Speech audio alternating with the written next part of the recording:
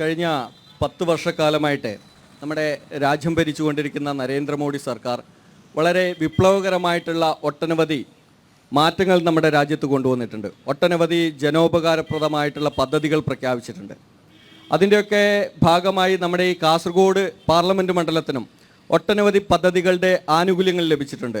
ഉദാഹരണം പറയുകയാണെങ്കിൽ ഇപ്പോൾ കിസാൻ സമ്മാൻ നിധി ആണെങ്കിൽ ഈ പാർലമെൻറ്റ് മണ്ഡലത്തിൽ ഏകദേശം 2,55,000-ഓളം ആൾക്കാർക്ക് 94,000-ഓളം ആൾക്കാർക്ക് 367 കോടിയോളം രൂപ കിസാൻ സമ്മാൻ നിധിയായിട്ട് കിട്ടിയിട്ടുണ്ട്. അതേപോലെ തന്നെ ഈ പാർലമെൻറ്റ് മണ്ഡലത്തിൽ ആയുഷ്മാൻ ഭാരത് പദ്ധതി പ്രകാരം 2,85,000-ഓളം പേർക്ക് ആയുഷ്മാൻ ഭാരത് കാർഡ് ലഭിച്ചിട്ടുണ്ട്. ഏകദേശം 30ഓളം ഹോസ്പിറ്റലുകളിൽ നിന്നായി 2024 ഫെബ്രുവരി മാസത്തോടുകൂടി ഏകദേശം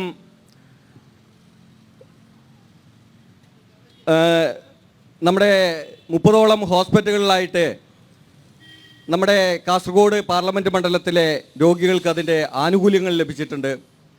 അതേപോലെ തന്നെ ഒട്ടനവധി പദ്ധതികൾ, ഉജ്ജ്വൽ യോജനയായാലും അങ്ങനെയുള്ള ഒട്ടനവധി പദ്ധതികളുടെ ആനുകൂല്യം നമ്മുടെ ഈ കാസർഗോഡ് പാർലമെൻറ്റ് മണ്ഡലത്തിലും ലഭിച്ചിട്ടുണ്ട്. അതോടൊപ്പം തന്നെ രാജ്യത്ത് വന്നിരിക്കുന്ന വലിയ വിപ്ലവകരമായ മാറ്റം നമ്മുടെ ഈ കാസർഗോഡ് പാർലമെൻറ്റ് മണ്ഡലത്തിൽ അടക്കം നമ്മുടെ അടിസ്ഥാന സൗകര്യ മേഖലയായിട്ടുള്ള ഈ ദേശീയപാതയിൽ വന്നിരിക്കുന്ന വലിയൊരു മാറ്റം എന്ന് പറയുന്നത് നമ്മുടെ തലപ്പാടി മുതൽ നമ്മുടെ കല്യാശ്ശേരി അതെല്ലാം തളിപ്പറമ്പ് വരെയുള്ള ഈ പദ്ധതിക്കായിട്ട് ഏകദേശം 10,202 കോടിയോളം രൂപ ചെലവാക്കിയ ഒരു സാഹചര്യം. അങ്ങനെ വലിയ തോതിലുള്ള മാറ്റം ഈ രാജ്യത്ത് മൊത്തം വന്നിരിക്കുന്ന മാറ്റത്തിന് ആനുപാതികമായിട്ടുള്ള മാറ്റം നമ്മുടെ പാർലമെൻറ്റ് മണ്ഡലത്തിൽ ഉണ്ടായിട്ടുണ്ട്.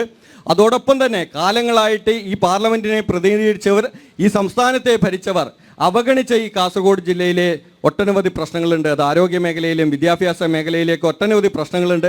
ആ പ്രശ്നങ്ങളൊക്കെ ഈ തെരഞ്ഞെടുപ്പിൽ ചർച്ചയാകും. അതൊക്കെ BJPക്ക് അനുകൂലമായി വരുന്ന ഒരു സാഹചര്യം ഈ തെരഞ്ഞെടുപ്പിൽ ഉണ്ടാകുമെന്നാണ് BJPയുടെ പ്രതീക്ഷ.